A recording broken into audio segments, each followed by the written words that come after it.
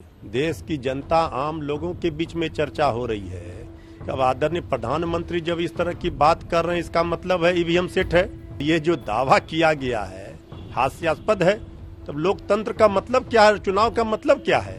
तेजस्वी यादव जी सत्ता में आए, 17 महीने में नौकरी की भरमार की, तो अब बीजेपी के लोग कुछ भी कह दें, जनता कुछ भी सुनने के लिए तैयार नहीं है। यूसीसी पर तो लॉ कमीशन का ही रिपोर्ट क्या कहता है, सबको अध्ययन करना चाहिए। यूसीसी पर आम सहमति बनानी चाहिए। यूसीसी को लेकर के बहुत सारी बातें बहुत हो चुकी है, लेकिन ये सरकार की नीयत में, मनसा में खोट लगती है। जिस तरह से यूसीसी को लेकर के उत्तराखंड सरकार ने, इस पर हम समझते हैं कि संविधान से ऊपर किसी को नहीं होना चाहिए और हर जगह की अपने अपने वेशभूषा, हर तरह का देश में जो है अनेकता में एकता, इसको भी बचाना जरूरी है।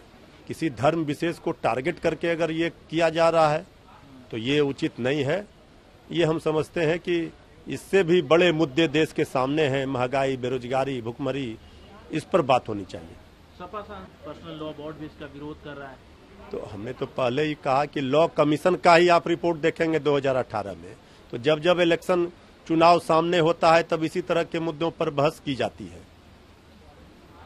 जिस पर 400 सीटों का हवाला दिया कि 400 सीट जो है एनडीए पाने वाला है, 400 से ज्यादा सीटें निकल कर आएगी। केसी वेणुगोपाल कांग्रेस के बड़े नेता हैं, वो कह रहे हैं कि जब प्रधानमंत्री इस तरह की बात कर रहे हैं तो फिर चुनाव की क्या आवश्यकता है? यही तो अब देश की जनता कह रही है। देश की जनता, आम लोगों के बीच में चर्चा हो रही है कि अब आदरणीय प्रधानमंत्री जब इस तरह की बात कर रहे हैं, इसका मतलब है ईवीएम सेट है। जो शंका, हर सवाल है जनता के मन में, वो उत्पन्न हो रहा है। और ये जो दावा किया गया है हास्यास्पद है। तब लोकतंत्र का मतलब क्या है, चुनाव का मतलब क्या है? ये सत्ता का अहंकार सर चढ़कर बोल रहा है। बहुत जल्द 100 दिनों में ही सत्ता का अहंकार जनता चकनाचूर करेगी। आप प्रिय हैं सम्राट चौधरी साहब, वो कह रहे हैं कि हमारा जो टारगेट है वो 94 लाख नौकरियां देने का टारगेट है और एब्सोल्यूट मेजोरिटी की बात कर रहे हैं। 17 वर्षों तक बीजेपी, जेडीयू, एनडीए सत्ता में रही, 17 लोगों को नौकरी रोजगार दिया नहीं। इसके पहले भी 2020 के विधानसभा चुनाव में बीजेपी ने तेजस्वी यादव जी के 10 लाख नौकरी के वादे पर 19 लाख नौकरी और रोजगार का वादा किया था। इतने दिनों तक सत्ता में रही बीजेपी, 2 वर्षों तक, तो कितने लोगों को, 20 लोगों को नौकरी नहीं बांटी। तेजस्वी यादव जी सत्ता में आए, 17 महीने में नौकरी की भरमार की, तो अब बीजेपी के लोग कुछ भी कह दें, जनता कुछ भी सुनने के लिए तैयार नहीं है।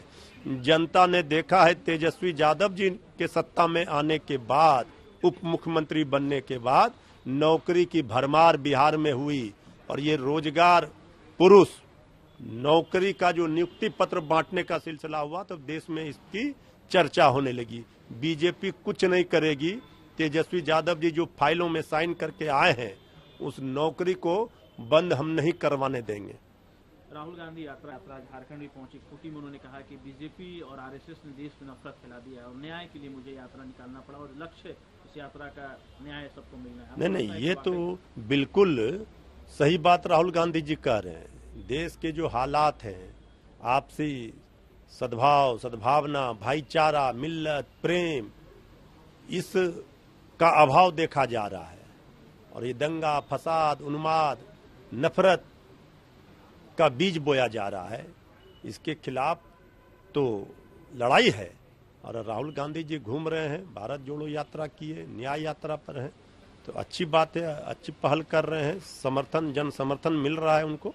आखिरी सवाल है, कल जिस तरीके से पार्लियामेंट में नेहरू जी को कोट किया, प्रियंका गांधी ने ट्वीट किया है और नेहरू जी का 1959 का जो भाषण है वो उन्होंने ट्वीट किया है और उसमें जो तमाम बातें पंडित नेहरू ने कही थी उसको कोट किया है प्रियंका गांधी ने। और एक तरह से जो तथ्य प्रधानमंत्री ने रखे उससे गलत कहने का काम प्रियंका गांधी ने। कई ऐसे आदरणीय प्रधानमंत्री जी के कई ऐसे भाषण, तथ्य हैं जो बाद में गलत साबित हुए हैं।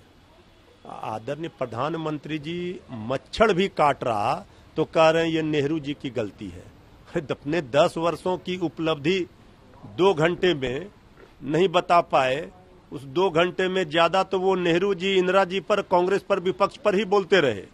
10 वर्षों की अपनी उपलब्धि धारा 370 और रामलला का प्राण प्रतिष्ठा के अलावा उन्होंने क्या बताया? हम पूछना चाहते हैं, कहाँ गया जो कहे थे आप 15 लाख देंगे खातों में? कहाँ गया 20 करोड़ नौकरी? कहाँ गया नमामि गंगे योजना? कहाँ गया स्मार्ट सिटी परियोजना? कहाँ गया संसद गांव गोद में लेंगे? एक एक चीज पर उंगली रखा जाए तो वहीं से मवाद निकल रहा है। यह सरकार ने कुछ नहीं किया, सिर्फ भावनात्मक मुद्दे, ऐसे मुद्दों पर जनता को उलझाया, इसके अलावा काम की बात नहीं की। देश की जनता, हिंदुस्तान कह रहा रोटी कपड़ा और मकान, रोजी रोजगार, लेकिन ये क्या कर रहे हैं? ये भ्रष्टाचार पर ज्ञान दे रहे हैं और भ्रष्टाचार पर इनका दोहरा पैमाना लोगों ने देखा है। अजीत पवार का भ्रष्टाचार सदाचार हो जा रहा है, ऐसे नहीं चलेगा। आदरणीय प्रधानमंत्री जी का ये अब 2024 की विदाई का भाषण था। आपको लगता है कि उन्होंने नेहरू जी को गलत तरीके से पार्लियामेंट में निश्चित रूप से पंडित जवाहरलाल नेहरू जी ने जो देश के लिए किया वो कोई भुला नहीं सकता है। आदरणीय प्रधानमंत्री जी, आप नेहरू जी को जिस बात का कोड कर रहे थे, प्रियंका गांधी जी ने तो बता दिया कि वो बात नेहरू जी ने क्या कही थी और इन्होंने किस तरह विश्लेषण किया। हम लोग नारा लगाते थे, देश की जनता लगाती है। जब जब भाजपा आई, कमर तोड़ महंगाई लाई, वो कांग्रेस पर इस बात को, इस भाषण को थोप दे रहे हैं। ये तो बीजेपी का है ना। गैस सिलेंडर का भाव क्या था जब मनमोहन सिंह जी प्रधानमंत्री थे कांग्रेस के यूपीए शासनकाल में? पेट्रोल डीजल का दाम क्या था? क्या था बाकी रोजमर्रा चीन खाद्यान्न पदार्थों का दाम? आज प्रधानमंत्री जी महंगाई पर कुछ नहीं बोले कि इसको हम नियंत्रण किए, तो क्या किए? क्यों इतना महंगा है? गरीबों का थाली खाली है और आप ज्ञान दे रहे हैं, नेहरू जी को दोष ठहरा रहे हैं महंगाई के लिए।